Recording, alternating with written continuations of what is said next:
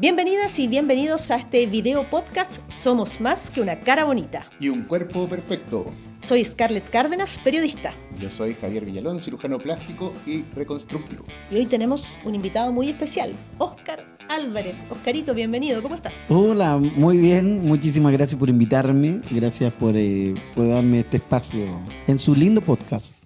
Muchísimas gracias a ti. Hoy día queremos hablar de historias de pabellón, el backstage. Fíjate que la gente cuando va a ingresar por alguna cirugía a un pabellón se pasa miles de películas, ¿o no? Dice, voy a entrar con una especie de un túnel oscuro, voy a contar, no voy a llegar ni a 5, me voy a dormir y no sé lo que ocurre allá adentro. ¿Te sabes algún chiste de pabellón? Yo sí, muchos. A ver. Bueno, llega un tipo que sale del pabellón ¿Ya? y el doctor va a conversar con él y le dice, ¿sabes qué? Te tengo dos noticias, una buena y otra mala. Ay, ay, ay. Dice el paciente, ya, dime la mala. Lamentablemente le dice el doctor, tuvimos que amputarte las piernas. Uf. ¿Y cuál es la buena, doctor? Te tengo 50 lucas por las zapatillas. Chiste cruel, chiste cruel. El humor diferente de Oscarito. Bueno, yo decía, Javier, que muchas de las personas que ingresan a pabellón ingresan con ciertos miedos. Hay ciertos mitos también respecto de la anestesia en particular. Y si tú tuvieras que, antes de revisar algunos videos y entrevistas bien interesantes que tenemos, porque hoy día vamos a aprender muchísimo de esto para perder precisamente los miedos. Yo siento que uno le teme a lo que no conoce, pero en la medida que sepa hoy día qué es lo que ocurre en todo ese ambiente tan controlado, vamos a despejar muchos miedos. ¿Cómo podrías describir un pabellón? ¿Qué características especiales tiene, por ejemplo? El pabellón es lo que uno considera como el lugar más seguro de una clínica o un hospital, porque es el lugar donde estás monitorizado permanentemente. Hay un montón de máquinas que te están controlando todos tus parámetros, la presión, el pulso. Además hay gente que está mirando estos monitores, el médico anestesiólogo. Entonces la verdad que dentro del contexto de la práctica hospitalaria es el lugar más seguro para estar. Los pacientes habitualmente es lo que le tienen más miedo, pero de verdad, si uno quisiera estar en un lugar hiper seguro, es un pabellón. ¿Qué temperatura hay al interior de un pabellón? Los pabellones tienen que tener un ambiente controlado, a 20 grados, con una humedad del 50%, porque si está muy húmedo puede favorecer el crecimiento de hongos, por ejemplo, y si está muy seco genera estática y eso puede generar chispas. Y aquí hay algunos, se usan gases y hay algunos materiales que pueden ser inflamables. Hay otras características que son bien interesantes. Yo, por ejemplo, Oscarito, yo no sabía que dentro de un pabellón todos los monitores, las distintas tecnologías que se utilizan tienen que moverse. ¿Ya? Que, por ejemplo, no hay esquinas. O que no hay, ¿cómo se llama esto que está, Javier, en los bordecitos de la... Cantos. No hay, por No, ejemplo. claro. Y la gente se preguntará, ¿pero por qué no hay ¿Y esquinas? por qué no cantan? ¿Por qué no hay...? Entonces, ¿por qué se acumulan? Claro, porque tiene que ser un lugar que Basura. sea de fácil limpieza. Entre pabellón y pabellón hay personal que hace el aseo y tiene que ser rápido y todo se tiene que lavar. Yo voy a hablar como paciente, A ver. como el que entró Muchas veces a pabellón. Yo creo que por eso me invitaron. Invitado especial. ¿Quién ha Sí. estado más veces en un pabellón que Oscarito? Yo creo que claro, más que yo. De hecho, yo creo. Y yo quiero refutar el A ver, ¿qué cosa? que no entren con miedo, porque ¿quién no puede entrar a un pabellón sin tener miedo si Yo. entras No con tengo una ningún bata que medio mundo te ve el poto?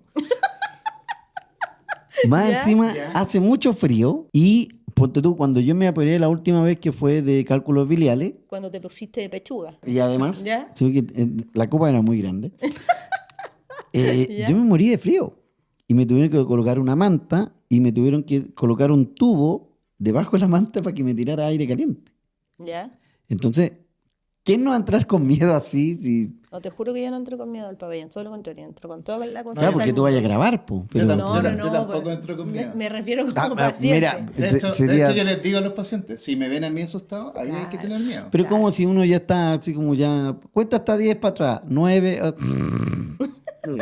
ya al 8 ya se vaya. Pero han cambiado los métodos. Sí, ya fíjate, no, es- ya no hacen contar en general. Ah, ¿no? No. Sí, Es old como la vieja school. escuela, sí. Ya no... Sí. Como que los duermen. ¿no? Eso me Sí. contaron, fíjate. Oye, otra característica, Javier, que tienen puertas batientes o automáticas. Así como los Claro. restaurantes. Claro, porque tiene que haber un flujo rápido de entrar y sacar los pacientes con facilidad. Quiero invitarlos a ver una entrevista súper interesante que hicimos dentro de un pabellón. Allá. Y le preguntamos a uno de los médicos especialistas, y aquí hay un primer mito que vamos a derribar, porque cuando dicen, ¿quién es el anestesiólogo? Tal persona. Y la gente no sabe que él es un médico que ha hecho una especialidad.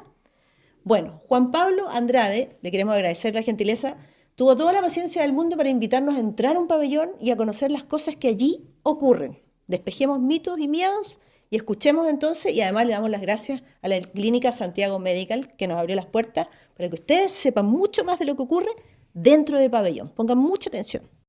Hola, soy el doctor Juan Pablo Andrade, médico anestesiólogo, y quiero contarles qué ocurre dentro del pabellón. Acompáñenme.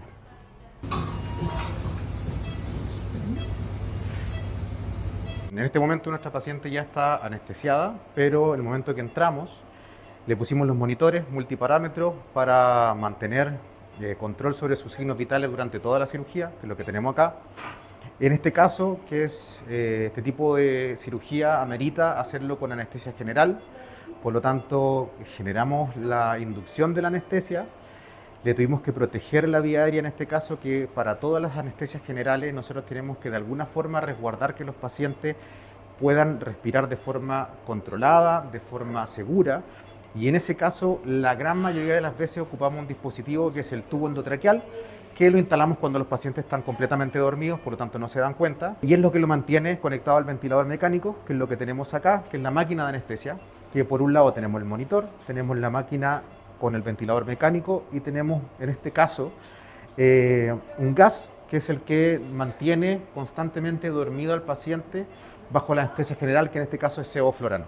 ¿Puede el paciente despertar durante la cirugía? Despertar completamente como lo hacemos durante la noche, por ejemplo, para levantarnos y ir al baño, no.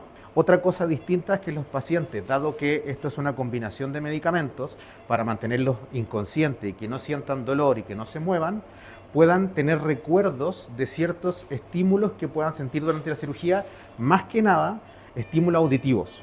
Ciertos recuerdos de cosas que hablaron, pero es muy raro que pasen y muchas veces se confunden con sueños durante la cirugía.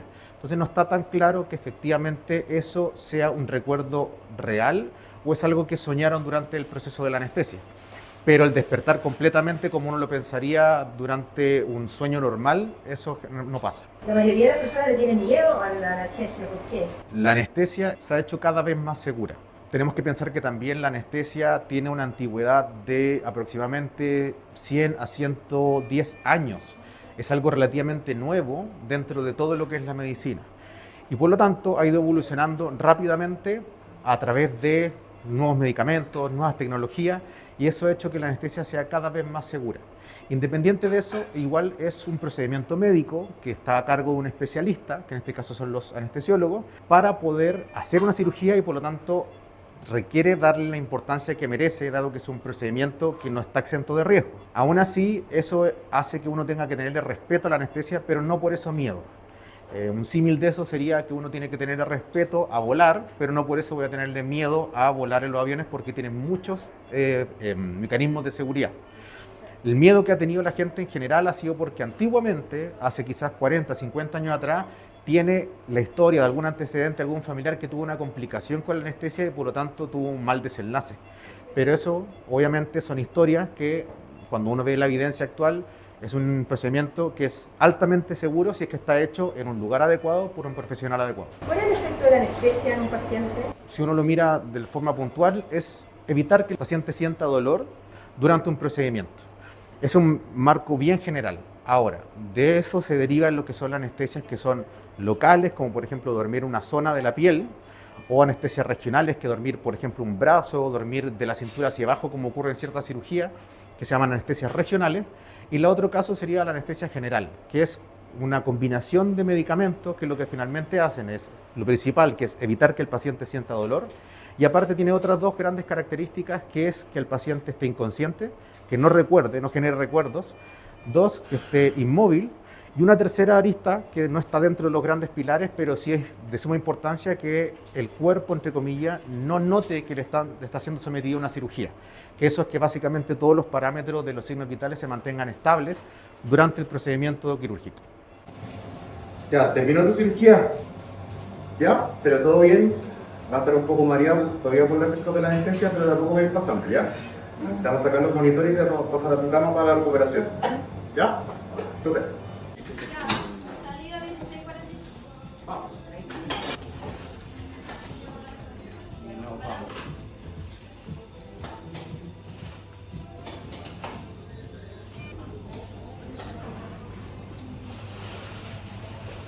Bien, ahí estaba entonces Juan Pablo Andrade, médico anestesiólogo, y le damos las gracias nuevamente por aclararnos tantas dudas. Pero fíjate que hay una que todavía da vueltas. A ver, ¿cómo cuál? Por ejemplo, ¿cómo se determina el tipo de anestesia que se utiliza y qué factores son importantes a la hora de determinar, por ejemplo, en qué proporción se utilizan? Porque además la gente puede pensar que la anestesia es una sola y no, es una especie de cóctel de medicamentos, ¿no? Ah, sí.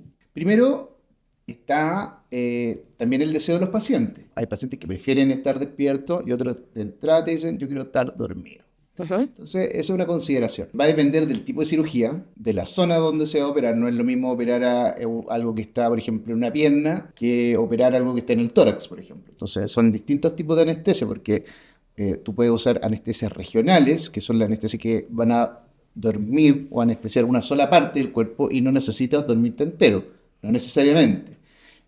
También va a depender de tus enfermedades, de las comorbilidades, como se llama, que son las enfermedades generales que tienen las otras pacientes, por ejemplo, diabetes o presión alta. Va a depender de la edad, va a depender del peso. Hay varios elementos que... Del sexo de la del persona. sexo de las pacientes, claro, que Las alergias, van a depender qué tipo de anestésicos vas a utilizar. O sea, ahí entra la matemática. Totalmente. Totalmente. Absolutamente, absolutamente. Y de hecho los modelos que ocupan hoy por hoy los anestesiólogos son como unos microcomputadores que calculan en base a todos estos parámetros y los ponen en un computador y te va dando la cantidad de anestesia que va pasando momento a momento. Es súper sofisticado. ¿Te pasa el miedo, no? No, todavía no. Porque pasó una vez que entró una persona a un pabellón ¿Ya? y después de la anestesia le dijo, ¿cómo salió la operación, doctor? Y le dijo, no me digas doctor, dime San Pedro.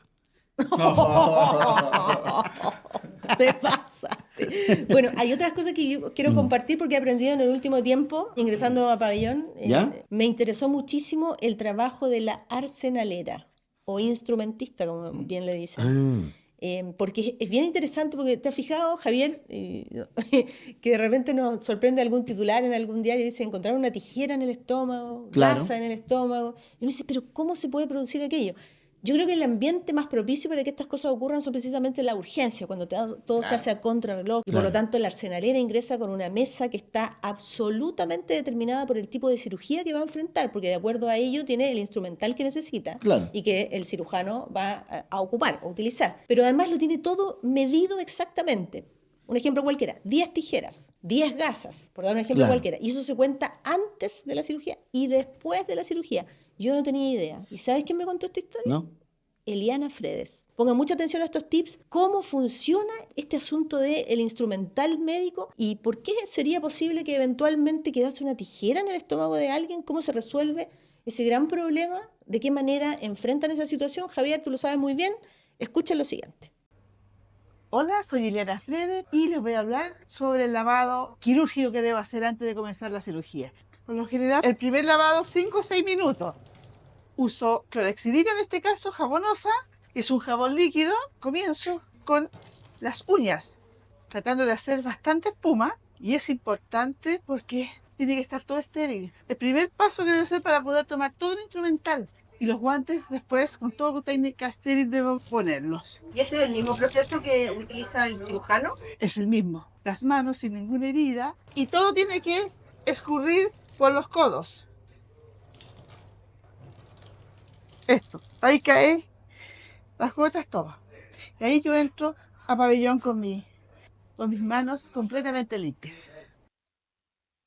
Ahora, para el comienzo de la cirugía, ¿cuál es mi misión? Debo contar todo lo que se me pasa, sobre todo el textil, con cuánto comienzo y con cuánto termino. El instrumental, igual cosa, debo comienzo los 50 pinzas al final. Ya es un recuento que se hace en todo momento con la pabellonera, que es la persona que me asiste en estos momentos. Por ejemplo, voy a abrir un material que me pasó recién, Claudia. En los controles tiene que estar virado, estéril. No puedo usar nada que no esté virado. El envase, cuando yo abro, debe venir indemne. Si no, está contaminado y debo eliminarlo. Si el instrumental viene con algún residuo, materia orgánica o algo, yo rechazo todo. La comunicación entre arsenalera y médico es casi como de memoria, ¿no? Yo sin la arsenalera debo saber todos los tiempos quirúrgicos de él. Entonces, él, ¿en qué parte va de la cirugía? Yo aprendo la cirugía como él se la sabe para ejecutarla, yo me la aprendo en qué tiempo quirúrgico va. Entonces sé, y siempre, tengo que estar siempre antes que él, tener las cosas antes en la mesa o pasársela antes que él me la pida. Por eso él muchas veces me pone la mano y yo sé lo que tengo que pasarle. Entonces, en cuanto al instrumental, comienzo con la de aprehensión, ya con todo lo que voy usando de aquí, este es mi orden. Y después termino con el mismo orden que comencé. Ya todo debe estar estéril, mi mesa. ¿Por qué es tan importante ese recuento final? Porque para que no se me quede alguna pinza, alguna gasa, alguna telita dentro de la cavidad del paciente, la zona que estamos operando. Sobre todo en grandes cirugías, ¿ya? Digestivas, que se nos puede quedar una compresa, las gasitas que son tan chiquitas que se empapan con sangre. Entonces, ¿cuál es mi sistema? Yo le voy pasando y voy retirando. Y el recuento que hacemos después al final. Entonces, antes de comenzar a cerrar la cirugía, a la mama, por ejemplo, hacemos los recuentos y él confía en que está todo ok. Este es un trabajo de mucha confianza. ¿Ya? Si yo cargo algún medicamento mal, algo, aviso inmediatamente, doctor, está malo esto, lo otro. O me falta esto, se para y se comienza el recuento de todo. Esa es mi misión. 19, 19 está correcto. hoja de bisturí, tengo 3, 15. ahí están los 3. 1, 2, 3. Sí, está bien, está correcto. Aguja, Aguja tengo tenemos. 1, 2, 3, 4, 5, 6, 7. 7, 8. Ya, Ahí estamos. está correcto. Recuento de cuerpo punzante, correcto. Ok. Bien, le damos las gracias a Eliana Fredes, instrumentista arsenalera, por esta conversación interesantísima. Hemos aprendido muchísimo, pero fíjate que yo me sigue dando vuelta el cómo puede terminar una tijera en el estómago de alguien. Yo quiero comentar que hay una famosa que tuvo gasa por varias semanas y casi se murió, que es la Angélica Castro. Oh, Cuando dio a luz a Laura, que es su hija, porque fue por cesárea, nadie se dio cuenta que tenía una gasa adentro. no te puedo creer. Y casi se murió. Es grave, claro. Ya, pero ¿cómo puede pasar eso? La arsenalera parte con un recuento de todo lo que se va a usar. La caja dice cuántas pinzas tiene, cuántas tijeras, todo eso. Y la arsenalera, antes de partir la cirugía, cuenta el instrumental. Se cuentan los textiles, las gasas, las compresas. Se cuentan al entrar y se cuenta al salir. Y si te falta una compresa cuando La terminas. arsenalera te avisa. Te dice, doctor, falta tal cosa. Entonces, ¿Y qué pasa ahí? uno de los elementos importantes de un pabellón es que es el fiato del equipo quirúrgico. Habitualmente se conoce muchos años con su arsenalera. O sea, yo llevo 20 años operando con la misma arsenalera. Entonces, tú le tienes que creer a tu arsenalera. O sea, si tu instrumentista te dice, falta tal cosa, bueno, uno tiene que creerle y tienes que ir a buscarlo. No puedes, la cirugía no puede seguir y el paciente no puede salir de un pabellón si hay lo que se llama un recuento disconforme. Es decir, se perdió, por ejemplo, una compresa. Tienes que buscarla. Y si eso implica volver a abrir Hay O que, correr los al sillones. paciente. hay que, claro, o sea, las compresas, y este es un detalle interesante, y las gasas ¿Ya? tienen una cinta que es radiopaca. ¿Ya? Entonces, por ejemplo, si te falta una compresa, tú pides un equipo de rayos. Ah, perfecto. ¿Ya? Y entra y te hacen una radiografía o una radioscopía y se mira bajo rayos si es que hay algo que tenga esta línea radiopaca. Si tú tienes la seguridad de que no se te quedó nada dentro por el tipo de cirugía, uno puede pedir la radioscopía y ve que no haya nada. Y otras veces, por ejemplo, sobre todo en las cirugías que son de urgencia, que a veces uno no está contando las cosas que está usando, Y todo es contra el tiempo. claro, y el estrés de la situación. Claro, claro. Ahí, bueno, hay que abrir de nuevo, no te queda otra. Me imagino, Javier. Oye, ¿quién vio mi reloj? Mis lentes. Y de repente Claro, suena. oye, y de la repente billetera. suena. Claro. ¿Quién vio mi billetera acá? Te puedo preguntar algo que me parece súper interesante también. ¿Qué pasa dentro del organismo, del cuerpo humano, cuando hay un objeto extraño? ¿Cómo responde el organismo frente a eso? El organismo genera una respuesta inflamatoria. Habitualmente lo reconoce como un cuerpo extraño en general. Por ejemplo, los textiles, que son lo que uno le tiene como más miedo. Y, por ejemplo, en cirugía abdominal, el cuerpo como que lo atrapa, lo envuelve, ¿ya? Y eso puede causar otros problemas. Habitualmente se manifiestan como obstrucción intestinal o como cuadro infeccioso. Ni siquiera inmediatamente post cirugía, sino que puede ser mucho tiempo después. Por ejemplo, un paciente queda adentro con una gasa, le queda después de una cirugía. ¿Qué empieza a pasar en el cuerpo? Como que lo aísla y lo encapsula, lo envuelve en una especie de bolsillo. Pueden pasar muchas cosas. Puede ser que lo envuelva y como que lo deje aparte. Y en el fondo no se traduzca en nada. Ya, para Eso- que no tome eso es lo- contacto, claro, el cuerpo se protege. Y probablemente eso nunca te va a dar cuenta. Hasta que O sientes un excluido. dolor medio Claro. raro. Pero no sé. yo creo Pero que... ahí pasa una cuestión que es súper rara y como loca, que es que el cuerpo absorbe esta cuestión. Ya. Y puede meterse dentro de las asas intestinales. O sea, puede atravesar. Uf. ¿Ya? O sea, puede, y pasa con distintas cuestiones. Por ejemplo, pasaba mucho con los dispositivos intrauterinos, con los DIU. Atravesaba el útero por una cosa inflamatoria y terminaba en otro lado, en un apéndice. Por ejemplo, me tocó sacar un DIU de un apéndice. Un apendicitis por un DIU. Se Es súper viaja loco. dentro del Sí, cuerpo hasta otro lugar. Sí, Pero yo creo que según también el material. claro, Porque claro, sí. no es lo mismo que se te quede una gasa adentro que se te quede algo de metal. Una por tijera. ejemplo, una tijera O una chica. pinza. Claro, Un son corta menos- uña. las telas, Un o sea, los tenedor, textiles sí. son mucho Un más tenedor. reactivos.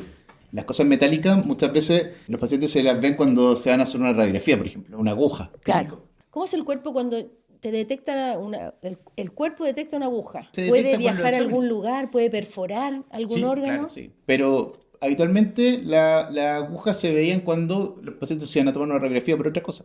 Ya. Y de repente parecía así una aguja, sí, es que me operaron de tal cosa. Porque antes se usaban unas agujas que venían, hoy por hoy las agujas y el hilo van pegados.